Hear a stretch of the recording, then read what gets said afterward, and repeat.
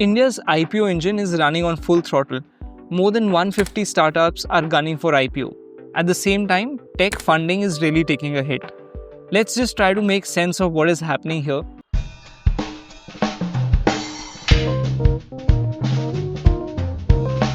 So we have today with us Mr. Kushal Vora, who heads the startup financing for CredAble NBFC. Hi Kushal. Hi. My first question to you is, the IPO buzz is loud while private equity is slowing down.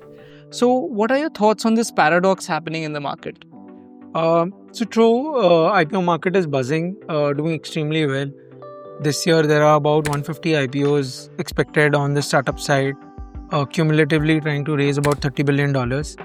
We've already seen in the first half of the year about 26 startups listing on the main board, raising close to about $8 billion already. So very evident this is largely driven by a lot of fund flow from domestic investors in the form of SIP, etc. And DIIs are flushed with funds, right? So that is clearly playing out. Vis-a-vis this, the private funding is genuinely slow. Private investors are increasingly looking at companies who have a clear path to profitability, who are focusing on metrics which are more ROE, capital efficient in nature. They want to see clearly an exit few years down the line in the form of IPO. Until and unless they see all of this, they are sort of not investing that actively.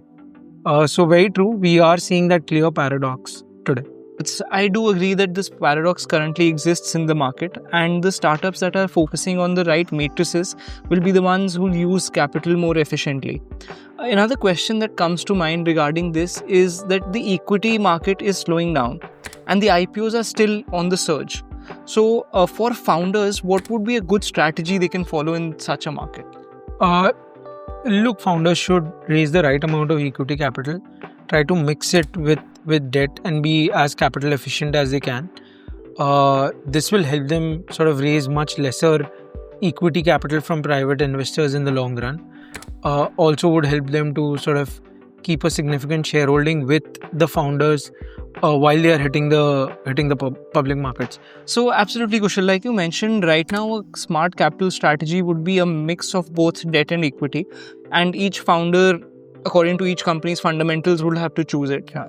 The next question that comes to mind is now a good time to chase for visibility or fix your fundamentals? What would you suggest founders do in such an environment? Look, vanity matrix, nobody is chasing today. No longer companies are getting funded on GMV or on, let's say, downloads or number of active users, etc.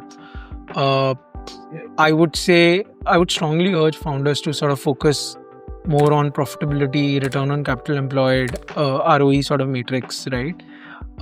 Whether you are in the private market for funding or you are IPO ready, these are the sort of matrix to sort of chase.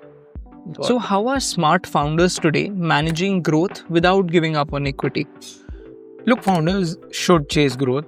It's not that they should not chase growth, but they should also focus or not lose sight on profitability, right? Even while they are burning cash, if they have sight of profitability and can achieve profitability when they need to, there is nothing like it. One very smart way of sort of achieving growth without sort of diluting equity is raising the right amount of debt, right? B2B companies have very actively used this as a tool, ensuring that they don't lever above 1:1 or 1:1.5 and have been able to achieve a lot of growth through debt. Founders should actively sort of seek a debt at the right places, predominantly on the working capital side, to ensure growth without diluting equity. So Kushal, what is one piece of advice you would like to give to a startup founder who wants to go for an IPO but wants to stay liquid till they get there? Look, cash is king, right? So always maintain liquidity, adequate liquidity. I would say also be very capital disciplined and never compromise on corporate governance. So not one but three. Lovely. Great. So now we will jump into our rapid fire round. So the first question I have is, what's the one theme that you see going around in startups these days? Pretty obvious, deep tech and AI. Oh, interesting. AI actually wrote these questions also. What is one mistake that you see startups making? Couple. One, they don't use enough debt for working capital. They should. That's more efficient. Others, they don't hire at a senior level very early on. Both are very critical. Absolutely interesting. I think great leadership at the right time is very important for startups. So my next question is, what is that one underrated metric that you think startups should keep tracking?